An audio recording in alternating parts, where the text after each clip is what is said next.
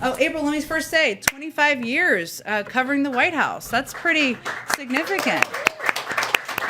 I don't have a song for this, but just congratulations. I mean, I'm a terrible singer, so we don't want that anyway. Go ahead. You could give me an interview with the president, but that's a whole other thing. On the record, right.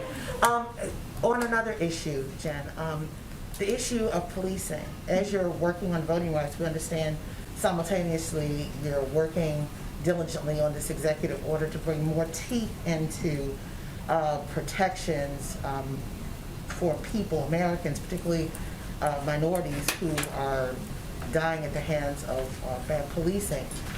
What is different with this executive order versus what could have happened on Capitol Hill? We understand laws have more teeth, but I understand that you guys are working to bring more teeth into these executive orders.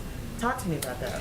It's a great question, April, and as you know from covering this closely, we were kind of waiting on any executive orders out of deference to the negotiations that were happening in a bipartisan manner. And of course, we believe that the ability, especially in a bipartisan way, when possible, to move forward on legislation makes it permanent, right? And that is not the case, of course, with executive orders. In terms of the specific details, they are under discussion. I just don't have anything I can outline for you at this moment because there's an internal policy discussion. So I understand there's a sense of urgency on it. I was told from one source it was days, and then others said it could be weeks, but it's happening soon.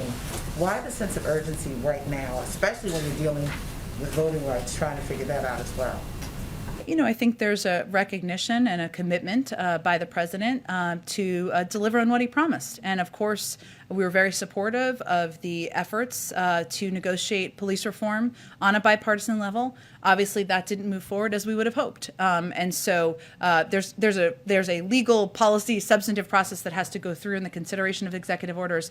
That's ongoing. It is hard to predict the timing of that, so I don't want to do that from here. But it's a reflection of the president's commitment to delivering on his promise. And last question.